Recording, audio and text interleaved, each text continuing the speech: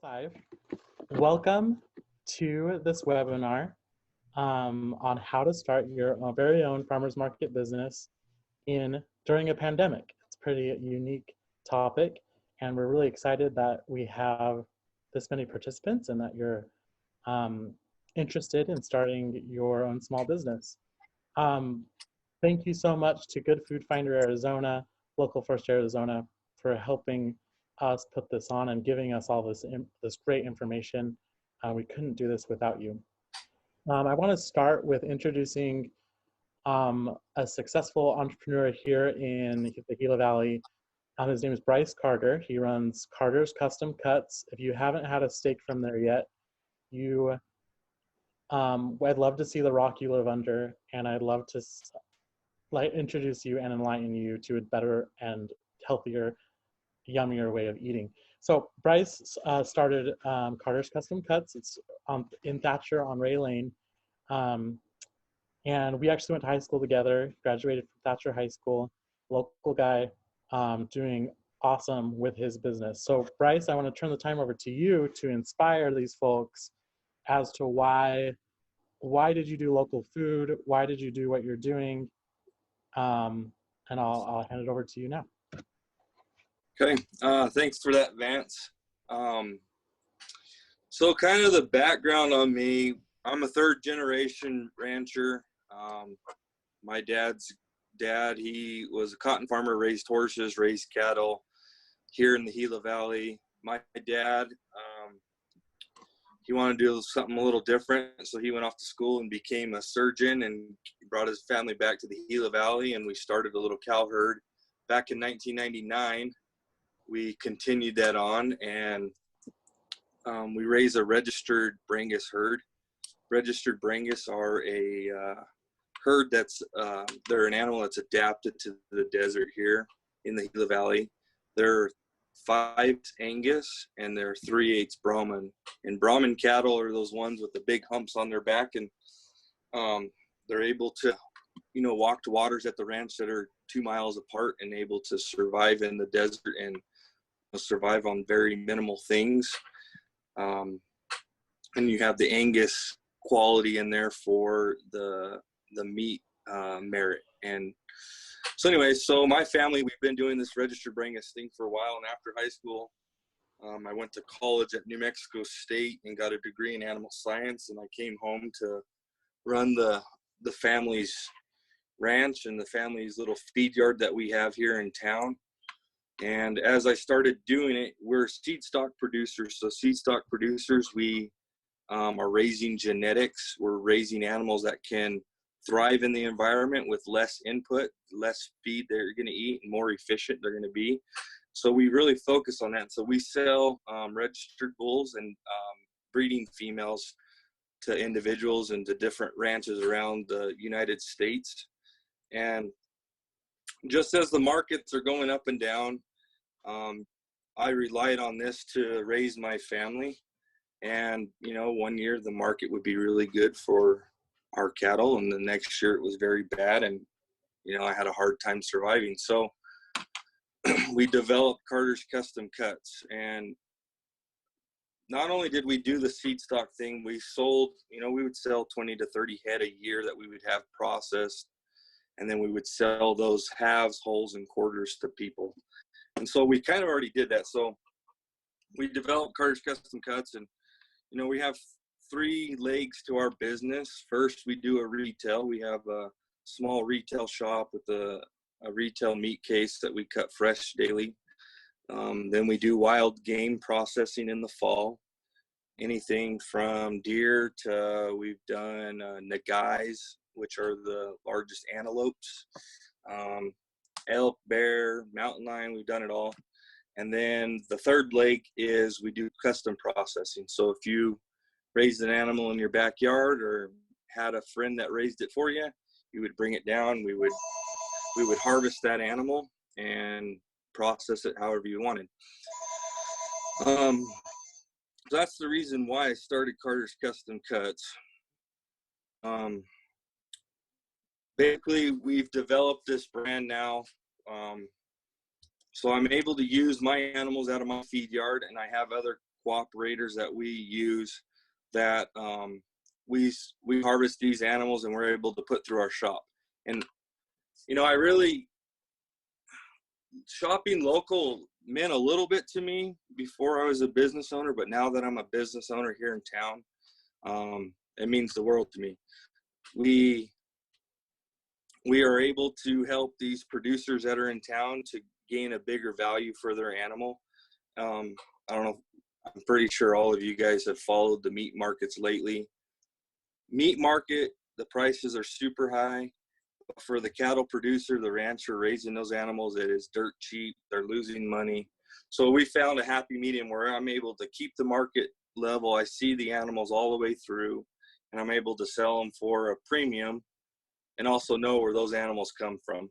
And the problem with the meat industry is there's 4 big meat packers in the world or in the United States, and they basically control everything. They control the cost, the amount of animals that are going to be slaughtered, all of that all the way through. And that's what we're seeing right now is a problem with that. We're about to have a shortage of meat because of a lot of these packing plants have closed down or shut their doors down due to this COVID-19. But just so part of our local deal is we're not having to truck animals all over the country. We're not utilizing all this fossil fuel and burning it up. We're keeping everything here in this valley. We do have to bring in a boxed product. It's a prime grade, Arizona grown. So it's all here in Arizona that we're doing. Is there any questions? I think that's great. Thanks, Bryce. And I like in a COVID-19 scenario where we're looking for less people touching our products and less questions. People are looking for this stuff. And even without COVID-19 and after, when things hopefully straighten out a little bit, local food supply chains they're going to be very important in the future, and we're happy to be here helping you guys help develop that. I'd like to now we're going to talk to, after hearing about Bryce and what he's got going on, we're going to talk to Gabe Gardner. He's the Director of Food Programs at Local First Arizona. He is going to give us some details on what it takes to have a food business and a local food business and take it like Bryce has from the raw product to selling it to a customer. So Gabe, we're really grateful that you've taken time out of your Friday to come talk to us. I'd like to turn the time over to you. Thank you. I'm glad to be here, and I think Kate's gonna pipe in and share her screen a bit. Is that right? Yeah, perfect. So I want to thank everybody for being here, and certainly to Bryce Carter for giving us the background and the story of his business. What I think is really interesting about working within the local food system is to be able to hear all these personal stories. I'm going to go over some nuts and bolts and really some detail-oriented stuff. But to me, the more powerful message is how this affects not only his family, but his community. And the first thing that I'm going to talk about is community need. So of all the things that we could do, why would we start this now? Well, like I said, there's a community need. So local food has the ability to react in a more nimble and responsive way. So if you listen to what Bryce had to say, he was talking about his community and how he saw a need and he was able to meet it. What I think happens in a larger food system and one where food miles are increased, 1,000, 1,500 miles for a piece of beef or a pear or whatever it is, there's more, more money, cost, flavor gets reduced, nutrition gets reduced, and there's a human cost to all of that. And so if we refocus on a local food system, I think we're better off. And to that end, I believe people are reevaluating the choices and personal values around food. If COVID-19 has done anything, if there's a silver lining, I think that that's it. As people spend more time at home, they're trying to understand and reposition themselves to focus on things such as family. And so with that, I know in my personal family, food is a way in which you can share love and you can share community with the people that you care about. So when we reevaluate these choices, local food becomes all the more important. And if you're on the fence and you think, is this something that I should do? Should I do it now? You can be part of a movement. Part of the discussion that we've had internally at Local First between Kate and myself and other members of the food team and the broader organization is, what do we want the local food system to be coming out of this? So there has been a renewed focus and energy around things like CSAs and local procurement and farmers markets. And those are all fantastic, and I champion all of that. But we need to maintain that momentum coming out of the other side of this if we really want to fashion a food system that is locally based and supports farmers and ranchers and producers on a local level. So some of the benefits, if you are currently selling out of your home, and I deal with people who are doing that all the time. So part of the work that I do is to run an incubator kitchen in Mesa that helps incubate small food businesses and help them to grow and to flourish.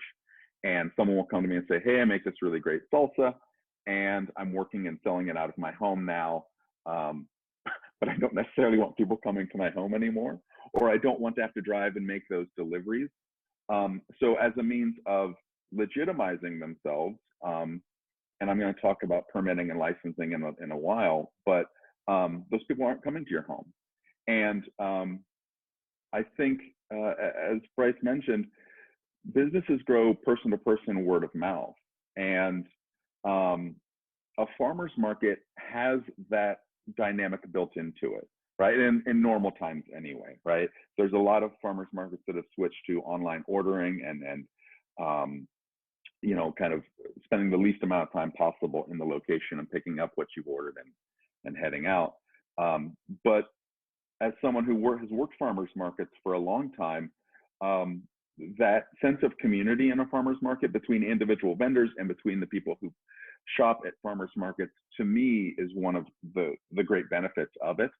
But that word of mouth, you know, you see someone walking around with, I don't know, an ice cream cone or a sandwich, or, you know, they've got a head of broccoli that looks amazing. And you ask, where did you get that? And the person says, oh, you have to go to so-and-so's stand. It's, you know, it's just down the next aisle at a farmer's market. And that's really fantastic. So moving on, the Arizona Department of Health Services has something called Cottage Law, which allows us to operate at least partially out of our home. There's a lot of restrictions around it. Some things work really well under Cottage Law. Some of them, however, need to be produced in a commercial kitchen setting, which is one of the things that we offer at the kitchen in Mesa. But the program you have to register for the program, which is free to do. You have to present some sort of food handlers training. So the food handlers training has to be what's called ANSI certified, ANSI. It can be done nationally through an organization called ServSafe, or through your individual county. They each supply what's called a food handler certification. And then there's production guidelines and labeling requirements, which I'm going to go over next. And there's a link in the PowerPoint, which I think Kate's going to email out to everyone. And it goes through a litany of things that are approved and not approved. So those production guidelines are on the next slide. And they are that when you're preparing food, and a lot of this, if you sat through any of those food handlers training, a lot of this is kind of a regurgitation of that. But the first thing is to understand what proper hand washing is. So, and these are all pulled directly off of the Department of Health Services website. But I'm going to give a little bit of context to them. So proper hand washing is done 30 seconds, hot running water, soap, a single-use paper towel. And if you're selling at a market, depending on what it is that you're selling, if you're selling packaged food, whether it be an individually wrapped steak or a jar of honey or jam or something, you don't need what's called a mobile hand washing unit. If you're selling any sort of food that's being prepared at the market, which to be fair, right now is not allowed, but in the future, you do need a mobile hand washing station. And that can be something as simple as an igloo cooler filled with hot water and a squeezed bottle of soft soap and some paper towels. You want to limit bare hand contact with ready-to-eat foods. So whether you're using utensils or gloves, and you're washing your hands before using the gloves. And then if you are producing things under cottage law in your home, these last couple points are particularly important. So you want to keep any non-employee, like your kids or guests of your home or your animals, like you can probably hear my dog barking in the background. You want to keep them out of your prep area. And then you have to some way segregate the food that is that you're processing for sale from the food that you have in your home. So whether it's a special shelf or a separate refrigerator in the garage or whatever. And then clean and sanitize the preparation area before and after use. I will say that once you've been permitted for cottage law, I've never heard afterwards of the health department knocking on your door and saying, hey, we're here from the health department, let us into your home. There's a fair amount of trust between the two entities. And then the next slide talks about what you should do before you sell. So if you are operating under cottage law, before you sell, you want to check the zoning restrictions with your local city or county officials. So as an example, there's a bakery that is operating in Gilbert, and they operate out of their garage under cottage law. They have had such response that they have retrofitted their garage to what I would say is a full-scale bakery, the kind like I worked in when I worked in restaurants and hotels. And they have kind of flown under the radar, for lack of a better term. But what you can't do is set up a retail shop out of your home. So cottage law is a little bit tricky, but I know that this particular bakery has had to carry increased insurance policies in order to be able to continue to do that in a safe way. And then the last thing that you want to check is whatever business licenses are needed for your local city or for your county, because a lot of times those can be barriers to entry. So the next two slides talk about what you can and can't do, maybe not, maybe. What foods are available for cottage law and what you cannot. There we go. Cool. Thank you. So foods that are approved for cottage law, there's this list here. And if you compare it to the next list, which is foods that are not approved for cottage law, the difference between the two, and I'm not going to bore you by reading off these two lists, but the difference between the two is that the ones that are on the non-approved list are things that are considered potentially hazardous. So through food safety training, we look at things that are called TCS foods. And TCS foods means temperature controlled for safety. And so things like milk, eggs, butter, obviously any sort of raw protein, eggs, meat, shellfish, things along those lines. But then there's some things that most folks wouldn't ordinarily think things like mushrooms or cut melons, tomatoes, stuff like that. So if we can go back to the ones that are approved for cottage law, the jams, jellies, dry mixes, pastas, roasted nuts, these are all things where the water activity is low enough that they're not potentially hazardous, right? So a lot of dried things on there, a lot of things that are sealed. And so those things are, there's less of a barrier to entry at a farmer's market with those items. You still have to go through the process of getting your cottage law certification. But like I said, less of a barrier to entry. But the point at which you add any of those TCS foods, eggs, butter, sugar, milk, protein of any sort, it becomes on that non-approved list. And the non-approved list, you can still sell those things in a farmer's market capacity, but they have to be prepared and made in a commercial kitchen environment. So, and that kind of segues into my next bit, which is where it talks about potentially hazardous foods. There we go.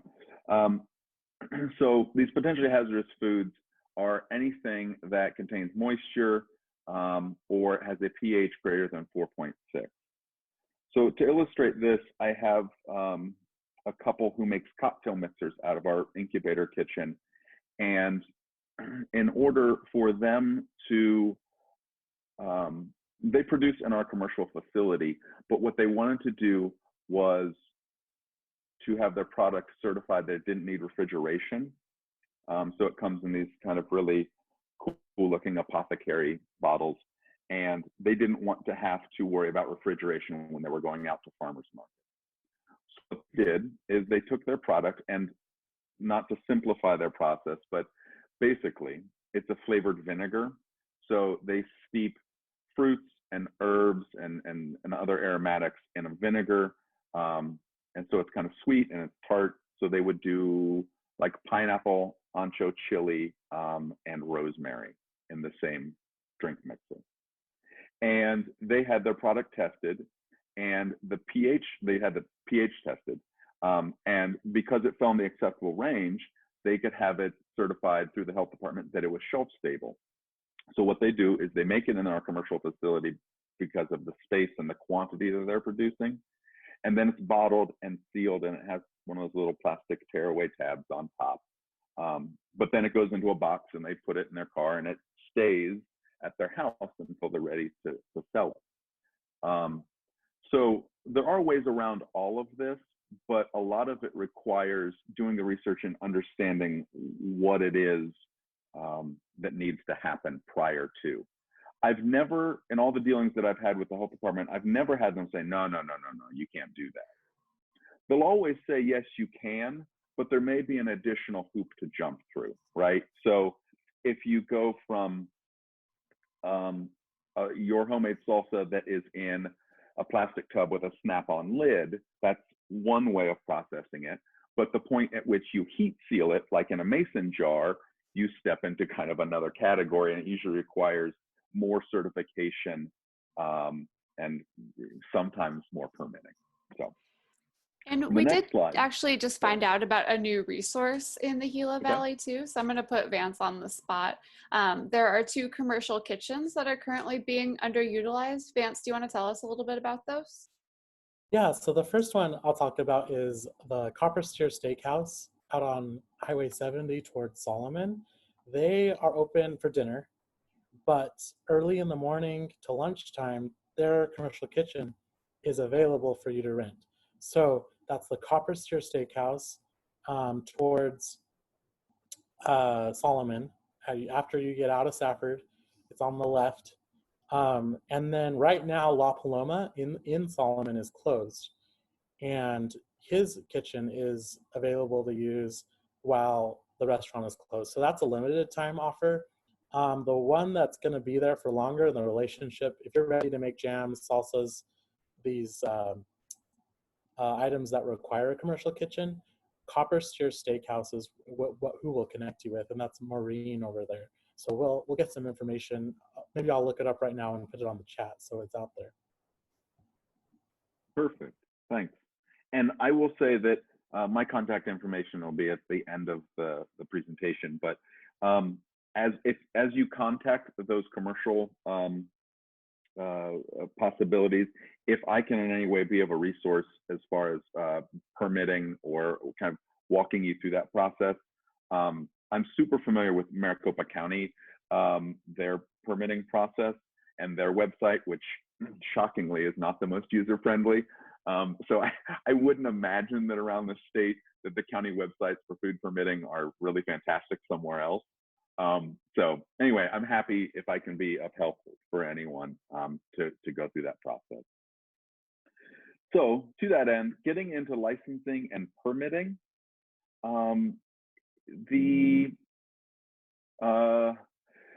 let's see, requirements for each business differ based on the product, the packaging, heat, or refrigeration requirements.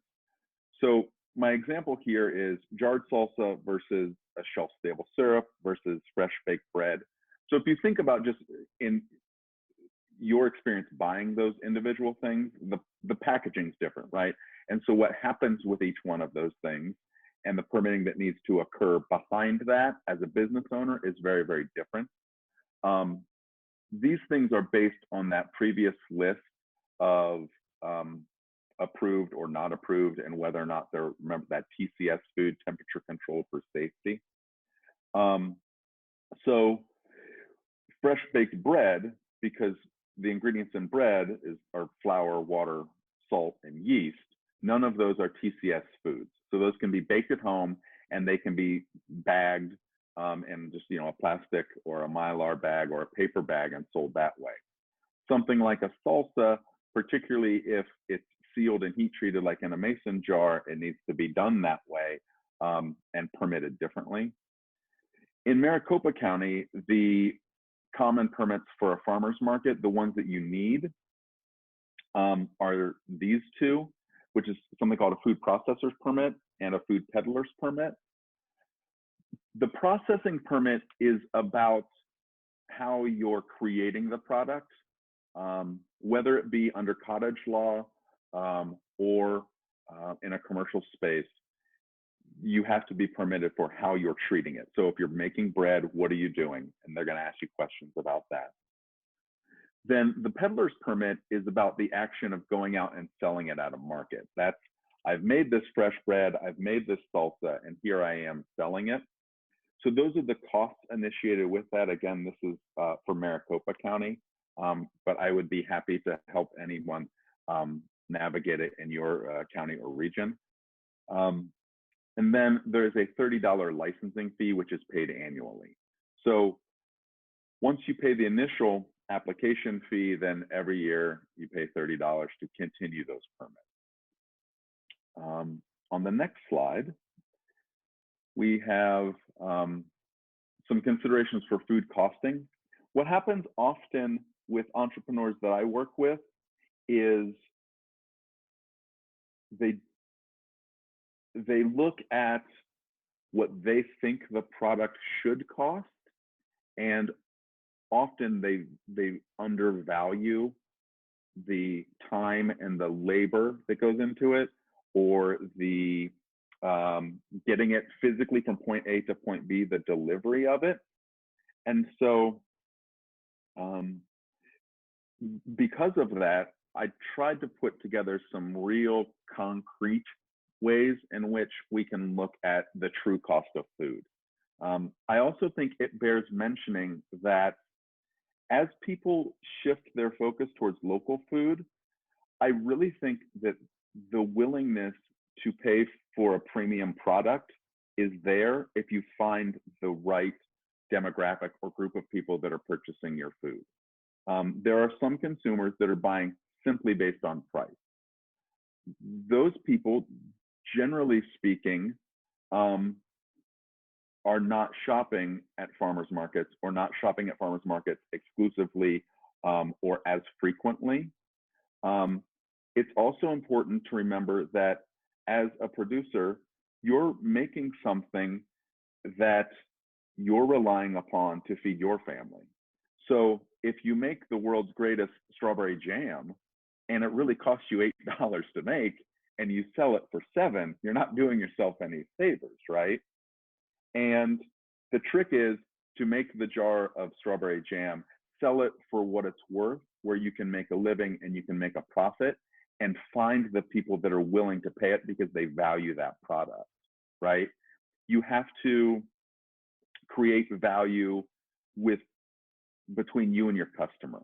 And so at the very, very beginning, we talked about word of mouth and building personal relationships at a farmer's market.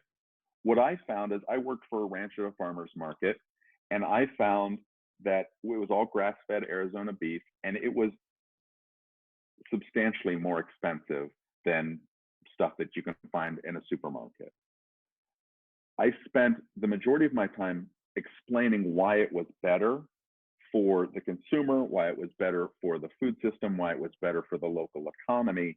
And once someone tasted it and they heard my spiel, right, it was easy to get them to come back and buy it again and again, because what they were purchasing was the personal relationship, and they were purchasing quality.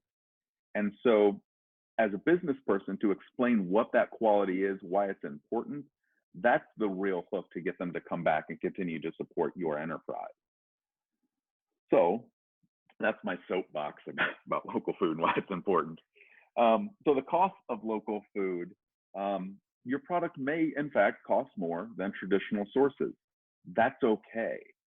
Remember, you have something of value that people want and are seeking out. Like, they're at the farmer's market already, right? So they're there to spend money and to buy food. So local food places an emphasis, like I said, on quality and attracts a certain customer base. That's not to say that farmers markets aren't open to everyone, but not everyone shops at farmers markets. When you approach the true cost of food, so if you're a small independent producer and you're not receiving subsidies to produce something, I don't assume anybody on this conference call is Cargill, are they? I don't think anybody on the conference call is Cargill. So no one's getting subsidies in order to produce their product. So like I said, you're building value for your brand. Beyond that, these percentages that I have at the bottom. So I teach a class, it's a restaurant startup boot camp, which I'll plug at the very end, right? But this is something that I pull up in that class. And in a restaurant type setting, we look at these 4 percentages where about 30% is your labor, about 30% is food costs, 30% is overhead, leaving 10% profit. This also explains why a lot of restaurants close, because 10% profit is not so great. But if we take this basic ratio, and even if you can tweak your overhead down 3%, suddenly your profit goes up 3%, and you're at 13% profit as opposed to 10% profit, right? In small local operations where you're selling specifically for a market, your overhead probably isn't as great, particularly if you're in a cottage law capacity. You're already paying for your home already, so there's not rent. You might be paying a bit more in utilities, right? The gas and the electric to make the stuff that you're making. But what most entrepreneurs forget is their labor. They look at, it costs me $10 to make a batch of salsa, and I can sell a batch of salsa for $100, right? And so there's 90 bucks in there. But what they've not done is pay themselves. They've not looked at what does it cost to package it? What does it cost to get it physically, delivery point A to point B? So if we look at the cost of goods sold and multiply that times 3, you're approaching the true cost of food. So what I mean by that is, if it costs you $10 to produce your product, when you multiply that by 3, that means you need to sell it for $30. And this is really, really simplified. And we can get into the details and so forth of that, and we do in this course that I teach. But that's a snapshot. If you're looking at, I make this really great thing, what should I charge for it? There it is. So the next slide we come up on other considerations. Excuse me. So other considerations, there's something called transactional privilege tax, which is the tax that you pay per municipality in which you are operating and selling. So if you sell in one part of the state, the tax rate is or can be different than in the part of the state where your business is registered. And so if you're traveling, let's say 50 miles into another county to sell at a different farmer's market, that tax rate might be different than where your business is based. So you pay what's called transactional privilege tax. Once you form an LLC or a sole proprietorship or an S Corp or however it is you structure your business, and you apply for taxes, and you get what's called an EIN, which is essentially a social security number for your business. You can then take that information and go to the municipality where you are selling and apply for TPT, which says that you promise to pay their tax rate in that part of the state. It's not terribly difficult to apply, but it is a hoop to jump through that some entrepreneurs don't often consider. The next thing is, are you going to be an LLC, a sole proprietor, an S Corp, or a corporation, so on and so on. I am not a lawyer. I do not pretend to be a lawyer. I don't know what is best for you. But to think about those things ahead of time.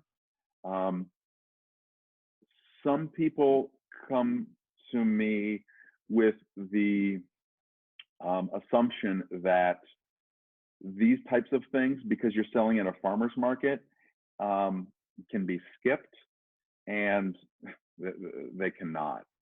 Not if you are really trying to legitimize the business and turn it into a money-making venture.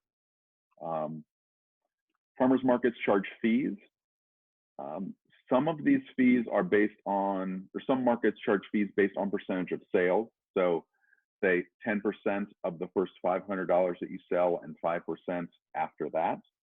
Or they might charge a flat weekly fee. So they charge $90 every week, no matter what. But those are things to consider as you're building your business out. If there's any equipment that you need to invest in, dicers, choppers, food processors, knives, cutting boards, I don't know. And then, as I talked about at the beginning, commissary kitchen needs. So are you making a product that by its nature needs to be done in a commissary or not? And that list that of approved foods for cottage law and non-approved foods, it's not an exhaustive list of the things that I've seen for sale at a farmer's market, but it gets you pointed in the right direction. And if there's any questions about your specific product, I'd be happy to entertain those. And then the very last thing that I have to talk about, as I mentioned, is our restaurant startup boot camp. So if you found this to be informative and of value to you, most of what I talked about today, I address in much greater depth in our boot camp course. It's a 6-week course. It meets once a week for 2 hours. Our next one is June 11th through July 23rd. My guess is that it's going to be done virtually. So that's how we're setting it up now. And I would be happy to talk to you guys about that.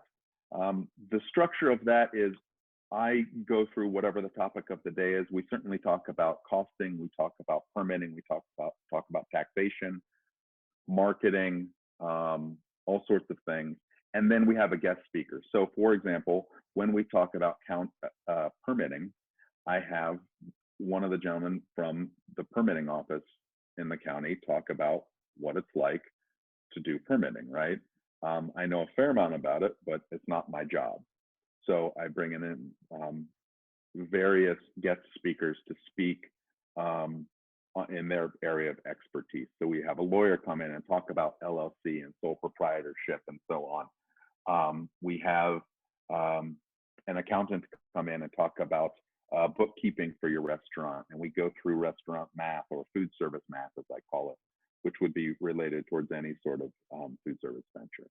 So, and there's a link there to that, or you can always contact me if you've got questions that you would like answered about that. So it's my shameless plug. Thanks for bearing with me through that. And that's all I've got. How much does that course cost, Gabe? The course costs $250 for the 6-week course. And it has been accepted for college credit. So it's worth 3 credits. That's how we came up with the prices. It's a 3 credit hour class, and we charge it at $85, which is what you charge at a community college. Awesome, thank you. Sure. So that's my presentation. If anybody's got questions, or I don't know what Kate's got up next, but that's it for me. Thank you. Thank you, Gabe. Right off the bat, I just want to tell you all that we at the Chamber are here to help, and we are here to connect you with all kinds of resources. So if you started to feel like, ooh, that's kind of quite a few permits, and let's work together, and let's get you up and running together. And we can also connect you with the Small Business Development Center at Eastern Arizona College. They, when you're talking about pricing and paying yourself and labor, they're experts. And also Gabe here, he's given us his contact information. He's willing to work through any of that with you. And then he's got his 6-week class if you're interested in that. So SBDC, as you mentioned, is fantastic. And I would say what most entrepreneurs find to be a stumbling block is that permitting process. And it seems super daunting as you start looking at different counties' websites and like, what do I need and what do I not need? I think that they set it up to be almost intentionally vague, because there's so many different people producing so many different things. They can't be all things to all people. And what most people want is it to be like a transaction on Amazon, where there's just a drop-down menu and you click the thing that you want, and you pay, and that's it. I've not found that to be the case. And so my advice would be, one, don't give up, because what a lot of people do is they get into that website and they go, phooey, and as my mom would say, phooey, and they give up. But like I said, I would certainly help anybody walk them through that process and point them in the right direction. So it can be done. It just takes persistence.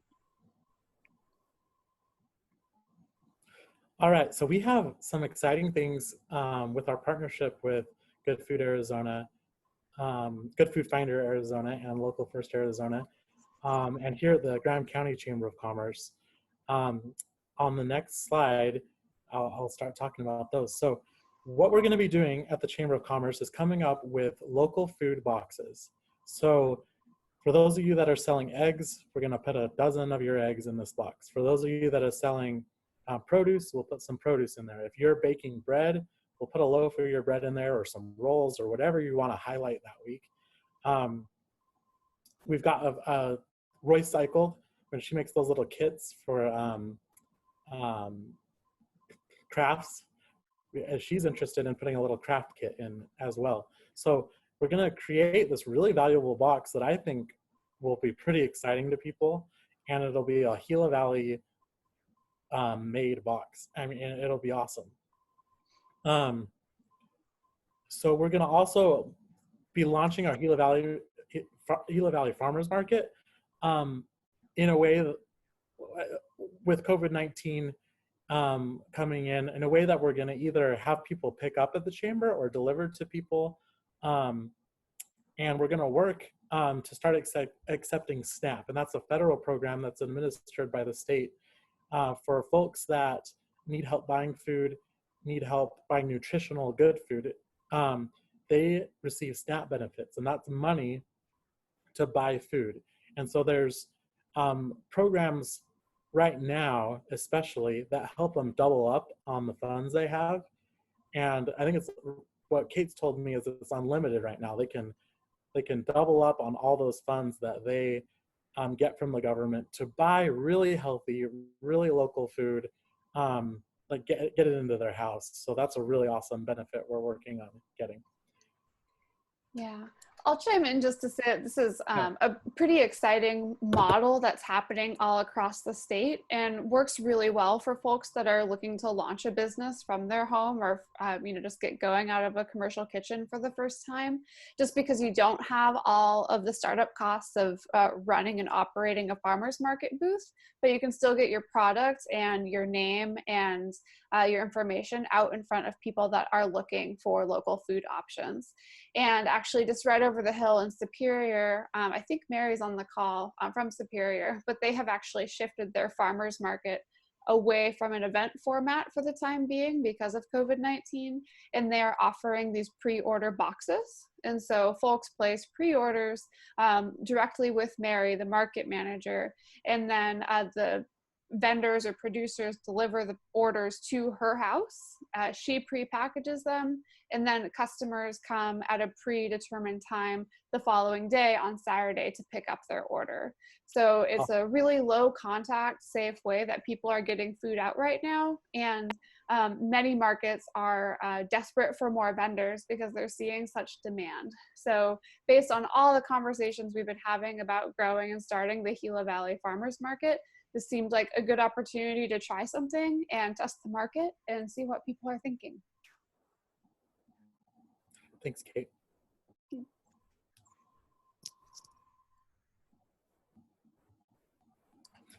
And I'm trying to remember what's on the next slide. The next slide is just contact information. Okay. So I thought we had one more. Let me just, in the coming weeks, we're going to be deciding on what we're going to put in the box. If you're interested in being in the box, contact me so we can get your permitting and get your cottage licensing done. I know there's a lot of us that don't have that done. And I know it sounds like, those hoops. This will make your business credible. And if you really loved being at home during COVID-19 and being with your family as much as this, like these home-based businesses, you could earn your living this way. So let's get you credible. Let's get your licenses up and going. And let's get you in this first box and get your name out there.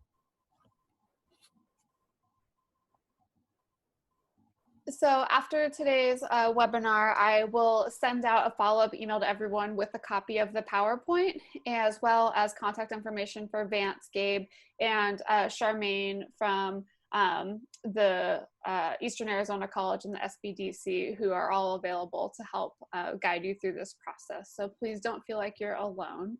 And then, as Gabe mentioned, a lot of the text in the PowerPoint is linked, so you should be able to link directly to the resources that you're looking for. And I think from here, we are happy to take any questions.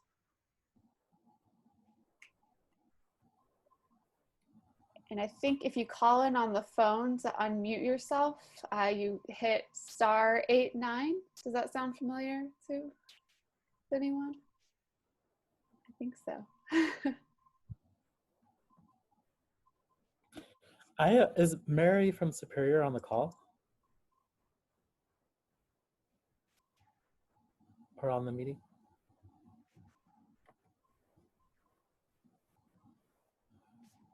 I don't know if she's. I'll have to get a hold of her another time.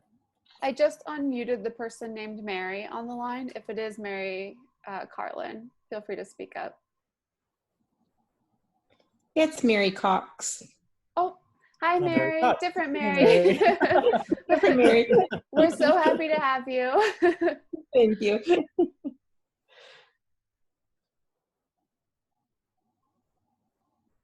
I do know that Mary from Superior is very happy to chat and share her experience. Also, I just want to ask her how many boxes she did her first time around. I don't know how many boxes she did. I don't have that number off the top of my head. I do know that her market sales have increased at least 20%, but she's just started to keep more consistent track of her sales. So we'll start seeing trends moving forward. I have a question about the boxes. Mostly I'm just wondering how often we're wanting to put together boxes. Is it going to be like a monthly kind of vision Like, what is the vision for that? How often? Yeah, I think the vision would be weekly. Weekly. Oh, that's what I was Eventually. wondering.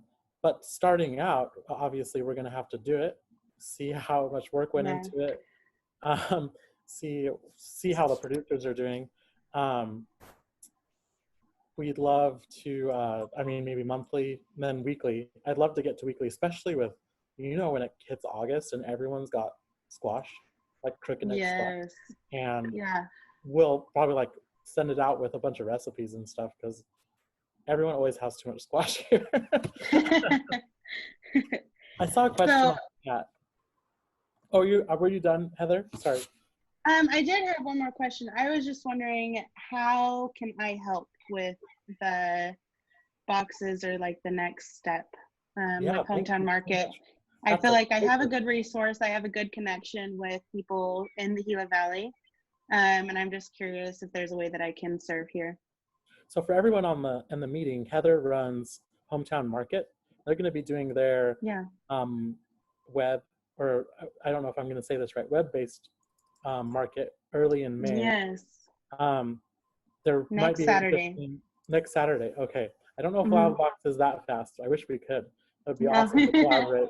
Maybe we'll collaborate with the next market you do. But yeah, we'd love to help put together boxes. If we're going to do delivery, we're going to need a lot of help. So we'll stay in contact, and thank you so much for offering. And moving forward, we're going to need, consistent people doing this. So we'll be in contact for sure. Perfect. Definitely leaning on your marketing expertise here. Gabe, thank you. Gabe, can you remind me what TPT license is? Yeah, TPT is called transactional privilege tax, and it is as you go from one region of the state to another, the tax rate changes. So as far as I know, businesses that contribute to some sort of farm box like we're talking about don't need to pay transactional privilege tax if the box leaves, wherever and winds up 50, 60 miles away. It'll be Safford's tax because we're in Chamber. Oh, okay. Right. So Chamber's in Safford. We're in Chamber. That makes sense. Yeah. I mean, a business still needs to pay business tax, but the tax would be based on what you're charging as a business owner to be in the box. Right. Revenue that way. Thanks, Gabe. Okay, looks like Nika has a question. Hi, so my name is Nika and I am the farm manager for St. Vincent de Paul. We grow produce that goes into our kitchen to feed the homeless and needy families that come to us. Awesome. Right now we're in a position where we are not really, they're encouraging us to kind of not use any funds and things like that. And a lot of the donations that are coming to us are going to more of the resource-based programs. And so we're trying to come up with creative ways where we can maybe sell some of the produce that we have that we're not bagging up and giving away to families right now, to make sure that the urban farm program stays viable and that we still have funds to keep staff on and things like that. We are working part-time from home, and St. Vincent de Paul is doing a really great job of keeping all their employees. Nobody's been laid off. They've been paying people even when they're staying at home to make sure that we all still have our jobs. So a lot of our resources are going towards that and maintaining the staff. So I'm glad you guys did this today. I'm just trying to figure out how, even if we don't have a large amount that we could give, how could we fit into getting food into boxes for people. Are you at the St. Vincent de Paul? No, our farms are located in Phoenix. So we have one the one that I run is on the Human Services campus where the homeless shelter is in downtown Phoenix. And then we have another urban farm that is in Mesa, which is a smaller one, and another one which is just off of 7th Avenue and the I-17 in Phoenix. And that other produce there goes to the needy families that come there for meals, and they kind of bag it up and give it to everyone as they come through a drive-through to pick up meals every evening. Okay, cool. So you have the gardens yourselves. You're not getting, this hasn't been donated to you. It's not produce. No, no, okay. We actually have 3 farms that we run for St. Vincent de Paul to help supplement some of the vegetables that go into the kitchen.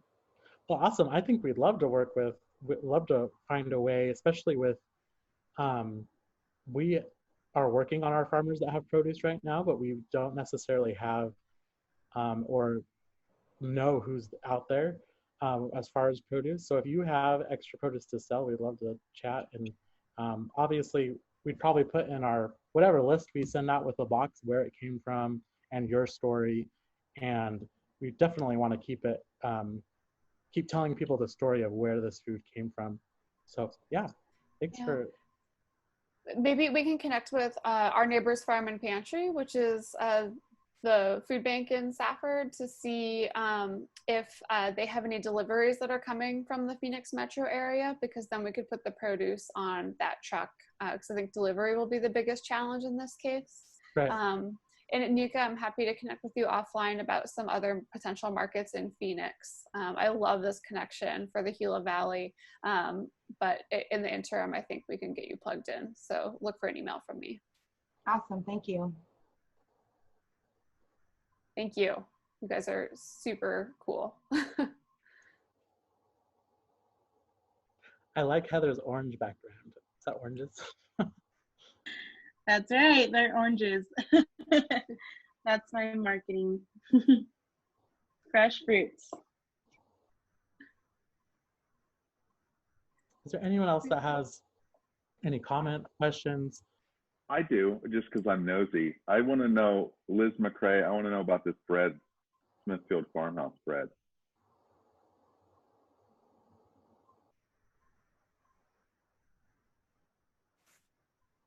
I unmuted you. I'm uninitiated. So.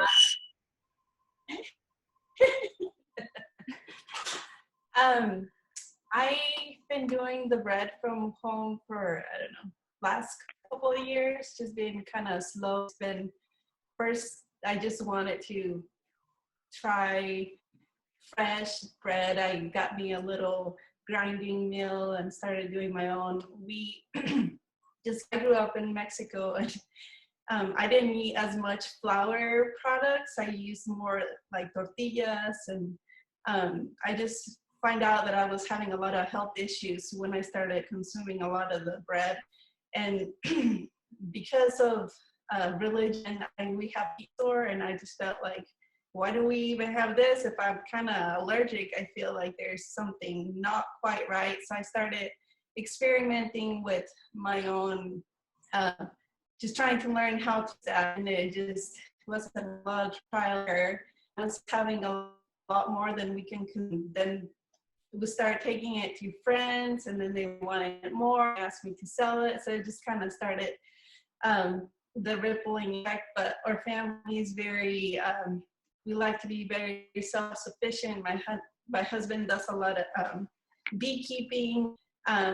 We do gardening and just different stuff. So I started this Smithfield farmhouse kind of concept, just because we also moved here to the Gila Valley, I don't know, 4 years ago, and we decided to get this old house, which we moved from Texas, and we had a big house, and we moved into this tiny little house, and because we wanted to be more self-sufficient, and we felt like it was kind of a fixer-upper, and I started calling it my Smithfield farmhouse, just because it kind of went with the pioneer heritage of the area, and I just felt inspired by that, because they were just very self-sufficient, and they kind of seemed, as I was reading the story, it seemed like they were they had settled in another area, and then that didn't quite work out. They moved here, and then they just didn't quite,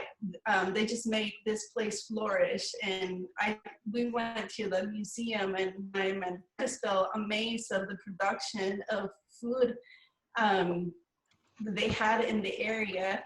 And I just was amazed that whenever I went and talked to the person at the health department and say that we were in I can't remember how she said it, but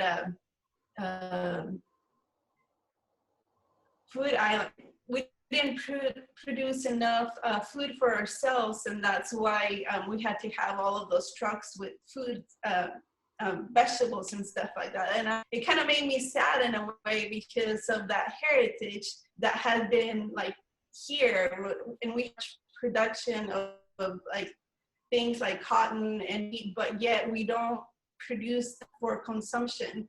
And so it just kind of, anyway, I'm just really, our family is very being self-sufficient, and that's kind of has grown a little bit. I would love to work and grow this and work with partnership with sort of local wheat growers and have sell not just the bread but the flours, especially this time.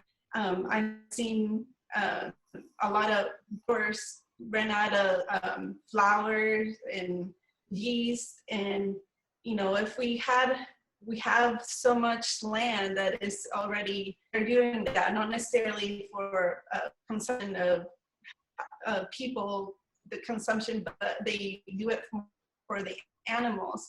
They do that, how much healthier would people be, and it just be more, I don't know, security for our community. I know our community is very tight, and I've seen so many good things come out of it. People having like give table, they would give food, flour, all of that. And we have, or we ourselves, we store that, but then I felt like, can't give, we are empty. And this was a tiny little bit of a scare, and I know a lot of women, as women, we care about that. That's the safety of our family. Can you hear me? And hello? Yeah, we can hear you. It's important that, okay. I as a mom, I'm just wild that for my, but also, for our community, I care a lot about that. I've spoken to different moms, and there's like, this was a wake-up call, of what would we do, because we're so center of, necessarily think too much where our food is coming from, but what if those trucks stop coming to our area? We would be in big trouble. I mean, this was just like a tiny little bit of a hiccup, and we had, that's the production stopped, and or vegetables, and a lot of this comes from, not even from our own country. We get a lot of that. So we really need to run all of this, and we're all trying to find different ways to make it work. But yeah, I think you read this one specific was the rye, it's a rye, black Russian rye bread. And I love to do a lot more with the heritage flour, the Sonora wheat that grows in our area. Love to do more empanadas and collages and different stuff that fit with the flour, that is especially right here. And so anyway, that's, I don't know if you have any other questions. No, that's amazing. And I like I talked about at the very beginning, and everybody has, the story of local food to me is what is so compelling, and the fact that it brings communities and families together. The food, I think, is just an unbelievable tool for which we can get to know each other and become better as people. So that's an amazing story, and thank you for sharing.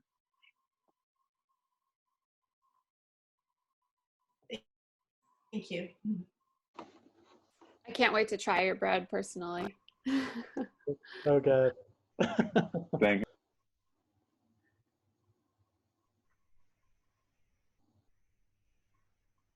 Well, are there any more questions out there?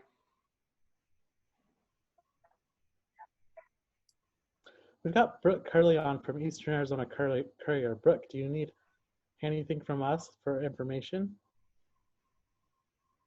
Not at this point. that's very informative, and I probably will be making several calls afterwards, specifically to highlight certain elements. But thank you for asking. Brooke, thanks for staying on top of this farmers market story and getting the word out. We really appreciate it. Mm-hmm. I hope I do it justice. Thank you.